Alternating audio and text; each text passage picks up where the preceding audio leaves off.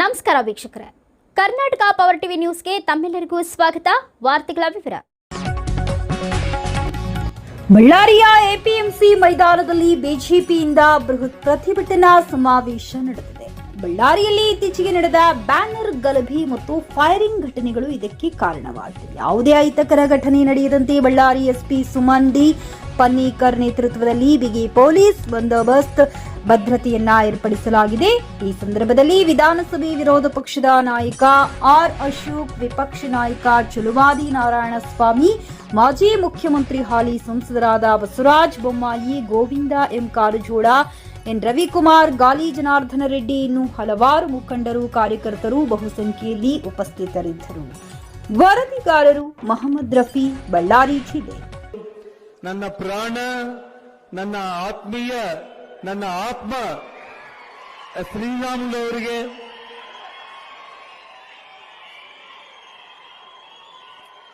ಮತ್ತು ವೇದಿಕೆ ಮೇಲೆ ಉಪಸ್ಥಿತರಿರುವ ಎಲ್ಲ ಗಣ್ಯರಿಗೆ, ಪಕ್ಷದ ಹಿರಿಯರಿಗೆ, ಮಾಧ್ಯಮದ ಸ್ನೇಹಿತರಿಗೆ ಮತ್ತು ಈ ಕಾರ್ಯಕ್ರಮದಲ್ಲಿ ಭಾಗವಹಿಸಿರುವ ಎಲ್ಲ ನನ್ನ ಅಣ್ಣ ತಮ್ಮಂದರಿಗೆ, ಅಕ್ಕ ತಂಗಿರಿಗೆ, ತಾಯಂದಿರಿಗೆ ಎಲ್ರಿಗೂ ಮೊದಲನೇದಾಗಿ ನನ್ನ ಹೃದಯಪೂರ್ವಕ ನಮಸ್ಕಾರಗಳು.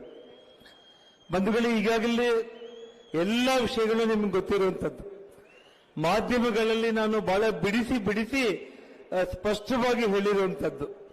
ನನ್ನ ಶ್ರೀಮತಿ ಮತ್ತು ನನ್ನ ಸಹೋದರ ಸೋಮಶೇಖರ್ ರೆಡ್ಡಿ ಎಲ್ಲ ವಿಚಾರಗಳನ್ನು ಹೇಳಿದ್ದಾರೆ. ನಮಗೆ ಬೆಂಬಲವಾಗಿ ಇಡೀ ಪಕ್ಷದ ಎಲ್ಲ ಹಿರಿಯ ನಾಯಕರುಗಳು ಎಲ್ಲರೂ ಇಲ್ಲಿಗೆ ಆಗಮಿಸಿದ್ದಾರೆ. ಎಲ್ರಿಗಿಂತ ಮಿಗಿಲಾಗಿ ನಮ್ಮ ಪ್ರಾಣ ಅದು ಎಲ್ಲಿದೆ ಅಂತಂದ್ರೆ ಅದು ನಿಮ್ಮ ಕೈಯಲ್ಲಿದೆ ಅಂತೇಳಿ ಇವತ್ತು ನೀವು ಬಂದಿದ್ದೀರಲ್ಲ, ಅದಕ್ಕಿಂತ ದೊಡ್ಡ ಆಶೀರ್ವಾದ ಇನ್ನೊಂದಿಲ್ಲ. ಬಂಧುಗಳೇ, ಇವತ್ತು ಒಂದೇ ಒಂದು ಮಾತು ನಾನು ಹೇಳಿ ಬಯಸ್ತೇನೆ. ನಾನು ಕಳೆದ 99 ತಾಯಿ ಸುಷ್ಮಾ ಸ್ವರಾಜ್ ಚುನಾವಣೆ ನಂತರ 2004ರಿಂದ 2024 ತನಕ ಕೂಡ ಇವತ್ತು ಬಿಜೆಪಿ ಸಂಸದರು, ಎಂಎಲ್ಎಗಳು, ಜಿಲ್ಲಾ ಪಂಚಾಯಿತಿಯಿಂದ ಎಲ್ಲ ಕಡೆ ನಾವು ಗೆದ್ದಿದ್ದು. ಆದರೆ ನಮ್ಮಲ್ಲಿ ಆಗಿರುವಂತಹ ವ್ಯತ್ಯಾಸದಿಂದ ಶಾಸಕರಾಗಿರುವಂತ ಈ ಕಾಂಗ್ರೆಸ್ ಕ್ರಿಮಿನಲ್ಗಳು ಇವತ್ತು ಜನಾರ್ದನ್ ರೆಡ್ಡಿನ ಮುಗಿಸ್ತಾರೆ ಅಂತಂದ್ರೆ ಒಂದೇ ಒಂದು ಮಾತು ಹೇಳ್ತೀನಿ ಬಂಧುಗಳೇ, ಇವರ ಕಾಂಗ್ರೆಸ್ ಅಧಿನಾಯಕಿ ಸೋನಿಯಾ ಗಾಂಧಿ, ಸಿದ್ದರಾಮಯ್ಯ, ಇಡೀ ಭಾರತ ದೇಶದಲ್ಲಿ ಎಲ್ಲರೂ ಸೇರಿ ನನ್ನನ್ನು 4 ವರ್ಷ ಜೈಲಲ್ಲಿ ಇಟ್ಟಿದ್ರು ಕೂಡ ನನ್ನ ಮುಗಿಸ್ಲಿಕ್ಕೆ ಇವ್ರ ಕೈಲಿ ಆಗ್ಲಿಲ್ಲ.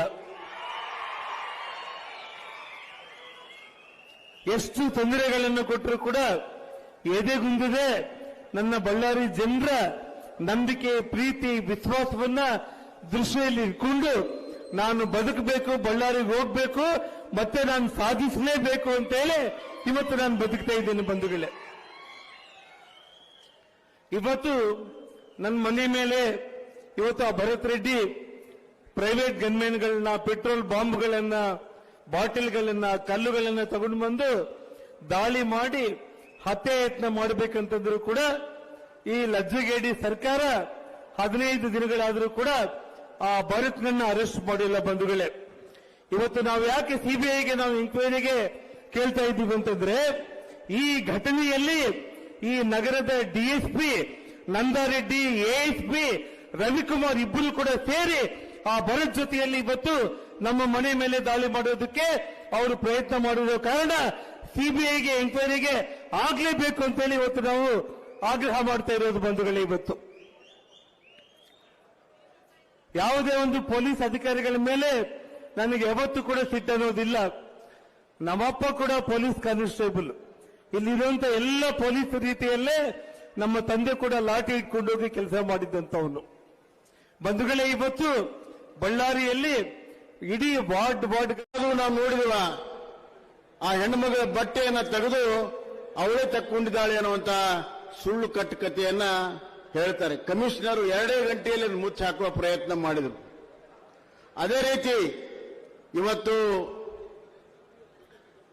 ಕೋಲಾರಲ್ಲಿ ಆ ಹೆಣ್ಣು ಮಗಳಿಗೆ ಧಮಕಿ ಕೊಡ್ತಾರೆ ಕಾಂಗ್ರೆಸ್ ನಾಯಕರು. ಭದ್ರಾವತಿಯಲ್ಲಿ ಶಾಸಕರ ಮಗ ಒಬ್ಬ ಹೆಣ್ಣು ಮಗಳ ಅಧಿಕಾರಿಗೆ ಧಮಕಿ ಕೊಡ್ತಾರೆ. ಅದೇ ರೀತಿ ಚನ್ನಪಟ್ಟಣದಲ್ಲಿ ಮಾಗಡಿಯಲ್ಲಿ ತಹಸೀಲ್ದಾರ್ನ ನಿನ್ನ ಚಪ್ಪಲಿಯಲ್ಲಿ ಹೊಡಿಸ್ತೀನಿ ಅಂತಾನೆ. ಕೋಲಾರಲ್ಲಿ ನಿಮ್ಮನ್ನ ಸುಟ್ಟು ಹಾಕ್ತೀವಿ ಅಂತಾರೆ. ಸುಟ್ಟು ಹಾಕುವುದು, ಚಪ್ಪಲಿಯಲ್ಲಿ ಹೊಡೆಸುವುದು ಈ ಸರ್ಕಾರ, ಈ ಕಾಂಗ್ರೆಸ್ ಪಕ್ಷದ ಸಂಸ್ಕೃತಿ. ಬಂಧುಗಳೇ, ಯಾರಿಗೂ ನೆಮ್ಮದಿ ಇಲ್ಲ ಇಲ್ಲಿ. ರೈತರಿಗೆ ನೆಮ್ಮದಿ ಇಲ್ಲ, ಕೂಲಿಕಾರಿಗೆ ನೆಮ್ಮದಿ ಇಲ್ಲ, SC ST ಜನಾಂಗಕ್ಕೆ ನೆಮ್ಮದಿ ಇಲ್ಲ. ವಾಲ್ಮೀಕಿ ಬಗ್ಗೆ ಬಹಳಷ್ಟು ಮಾತನಾಡುವಂತವರು ಒಂದನ್ನ ನೆನಪಿಟ್ಕೋಬೇಕು. ವಾಲ್ಮೀಕಿ ಜನಾಂಗ 30 ವರ್ಷ ಹೋರಾಟ ಮಾಡ್ತು. ರಿಸರ್ವೇಶನ್ ಅನ್ನ ಹೆಚ್ಚು ಮಾಡ್ರಿ, 7% ಏರಿಸ್ರಿ, 3 ಇದ್ದಿದ್ದನ್ನ 7% ಏರಿಸ್ರಿ ಅಂತ ಹೋರಾಟ ಮಾಡ್ತು. ಆದ್ರೆ ಕಾಂಗ್ರೆಸ್ನವ್ರು ಮಾಡಲಿಲ್ಲ. ನಾನು ಮುಖ್ಯಮಂತ್ರಿ ಆದ್ಮೇಲೆ ರಾಮ್ಲು ಅವರು ಬಂದ್ರು. ಈ ಜನಾಂಗಕ್ಕೆ ವಿಶೇಷವಾಗಿರುವಂತಹ ಒಂದು ಕಾರ್ಯಕ್ರಮಗಳನ್ನು ಮಾಡಬೇಕು, ಅದಕ್ಕೆ STಗೆ ಹೊಸ ಇಲಾಖೆಯನ್ನೇ ಮಾಡಬೇಕು ಅಂದ್ರು. ನಾವು ಮೊದಲನೆಯ ಕ್ಯಾಬಿನೆಟ್ ಮೀಟಿಂಗ್ ನಲ್ಲಿ STಗೆ ಹೊಸ ಇಲಾಖೆಯನ್ನು ಮಾಡಿದ್ವಿ ಸೆಕ್ರೆಟರಿಯೇಟ್ ಅಲ್ಲಿ. ಅದೇ ರೀತಿ ವಾಲ್ಮೀಕಿಯ ಗುರುಗಳು ರಾಮ್ಲು, ಹನುಮಂತು ಎಲ್ಲರ ನೇತೃತ್ವದಲ್ಲಿ ಬಂದು ಅವರು ಉಪವಾಸ ಕೂತರು. ವಾಲ್ಮೀಕಿ ಸ್ವಾಮೀಜಿ ಅವರು 232 ದಿವಸ ಉಪವಾಸ ಕೂತ್ರೆ ಒಬ್ಬ ಕಾಂಗ್ರೆಸ್ ನಾಯಕನು ಹೋಗಲಿಲ್ಲ. ಇದು ನೀವು ವಾಲ್ಮೀಕಿಯ ಸಮುದಾಯದ ಬಗ್ಗೆ ಇರುವಂತಹ ಗೌರವ. ನಾನು ಹೋಗಿ ಸನ್ಮಾನ್ಯ ಯಡಿಯೂರಪ್ಪನವರು ಅವತ್ತು ನಮ್ಮ ಮುಖ್ಯಮಂತ್ರಿಗಳಿದ್ರು, ಅವರ ಒಂದು ಮಾತಿನಂತೆ ಇವತ್ತು ಅವರನ್ನು ಎಬ್ಬಿಸಿ ನಾನು ಮುಖ್ಯಮಂತ್ರಿ ಇದ್ದಾಗ ಐತಿಹಾಸಿಕವಾದಂತಹ ನಿರ್ಣಯವನ್ನ ಮಾಡಿ 4% 7% ಮಾಡಿ ಆದೇಶವನ್ನ ಮಾಡಿ ವಿಧಾನಸಭೆಯಲ್ಲಿ ಅದನ್ನ ತಂದು ಆದೇಶವನ್ನ ಮಾಡಿ ಗವರ್ನರ್ ಇಂದ ಆದೇಶವನ್ನ ಮಾಡಿಸಿ ಇವತ್ತು ನೂರಾರು ಮಕ್ಕಳು ST ಮಕ್ಕಳಿಗೆ ಇವತ್ತು ಮೆಡಿಕಲ್ ಸೀಟ್ ಸಿಗ್ತಾ ಇದೆ, ಇಂಜಿನಿಯರಿಂಗ್ ಸೀಟ್ ಸಿಗ್ತಾ ಇದೆ. ಅದಕ್ಕೆ ಇವತ್ತು ಆ ದಿಟ್ಟ ನಿರ್ಣಯವನ್ನ ತೆಗೆದುಕೊಂಡಿರುವಂತಹದ್ದು ನಮ್ಮ ಸರ್ಕಾರ, ಬಿಜೆಪಿ ಸರ್ಕಾರ, ಸನ್ಮಾನ್ಯ ಯಡಿಯೂರಪ್ಪನವರ ನಾಯಕತ್ವದ ಸರ್ಕಾರ. ರಾಮ್ಲು ಅವರ ಒಂದು ಹೋರಾಟಕ್ಕೆ ಫಲ ಸಿಕ್ಕಿದೆ, ಆ ಸ್ವಾಮೀಜಿಯವರ ಹೋರಾಟಕ್ಕೆ ಫಲ ಸಿಕ್ಕಿದೆ. ಇವ್ರಿಗೆ ಯಾವ ನೈತಿಕ ಹಕ್ಕಿದೆ ವಾಲ್ಮೀಕಿ ಬಗ್ಗೆ ಮಾತನಾಡುವಂತಹದ್ದು? ಇವತ್ತು TSP ಹಣ ಎಲ್ಲಿ ಹೋಯ್ತು? ವಾಲ್ಮೀಕಿ ನಿಗಮದ ಹಣ ಯಾರ ಕಿಸೆಗೆ ಹೋಯ್ತು? ವಾಲ್ಮೀಕಿ ಜನಾಂಗಕ್ಕೆ, ಬಡವರಿಗೆ ಸ್ಕಾಲರ್ಶಿಪ್, ಬಡವರಿಗೆ ಸಹಾಯ ಮಾಡುವಂತಹದ್ದು, ಗಂಗಾ ಕಲ್ಯಾಣ ಮಾಡುವಂತ ಸುಮಾರು 100 ಕೋಟಿ ರೂಪಾಯಿ ಹಣ ಇವತ್ತು ಕಾಂಗ್ರೆಸ್ ನಾಯಕರಿಗೆ ಹೋಗಿ MP ಚುನಾವಣೆಯಲ್ಲಿ ಸರ್ಕಾರದ ದುಡ್ಡನ್ನ ಬಳಕೆ ಮಾಡಿರುವಂತಹದ್ದು. ಅದು ST ಜನಾಂಗದ ದುಡ್ಡನ್ನು ಬಳಕೆ ಮಾಡಿದ್ದಾರೆ. ಇದು ಎಂದೆಂದೂ ಕೂಡ ST ಜನಾಂಗ ಕ್ಷಮಿಸೋದಿಲ್ಲ ಅನ್ನುವಂತ ಮಾತನ್ನು ನಾನು ಹೇಳಕ್ಕೆ ಇಚ್ಛೆ ಪಡ್ತೇನೆ. ವಾಲ್ಮೀಕಿ ಬಗ್ಗೆ ಮಾತಾಡ್ತೀರಾ, ವಾಲ್ಮೀಕಿ ಜನಾಂಗದ ಬಗ್ಗೆ ಮಾತಾಡ್ತೀರಾ, ವಾಲ್ಮೀಕಿ ಕುಲದ ಬಗ್ಗೆ ಮಾತಾಡ್ತೀರಾ? ಬನ್ನಿ ಚರ್ಚೆಗೆ. ನಿಮ್ ಕಾಲದಲ್ಲಿ ಏನಾಗಿದೆ, ನಮ್ಮ ಕಾಲದಲ್ಲಿ ಏನಾಗಿದೆ, ವಾಲ್ಮೀಕಿ ಜನಾಂಗಕ್ಕೆ ಅನ್ನೋದನ್ನ ಚರ್ಚೆ ಮಾಡೋಣ, ಒಂದೇ ವೇದಿಕೆಯಲ್ಲಿ ಚರ್ಚೆ ಮಾಡೋಣ ಅನ್ನುವಂತ ಸವಾಲನ್ನ ಇವತ್ತು ನಾನು ಹಾಕ್ತೇನೆ. ಇವತ್ತು ದೊಡ್ಡ ಅನ್ಯಾಯ ಆ ಜನಾಂಗಕ್ಕೆ ಮಾಡಿ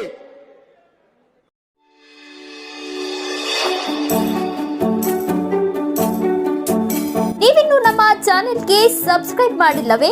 ಹಾಗಿದ್ರೆ ತಡಬೇಕೆ? ಹಿಂದೆ ಸಬ್ಸ್ಕ್ರೈಬ್ ಮಾಡಿ, ಬೆಲ್ ಐಕಾನ್ ಪ್ರೆಸ್ ಮಾಡಿ, ಶೇರ್ ಮಾಡಿ, ಕಮೆಂಟ್ ಮಾಡಿ.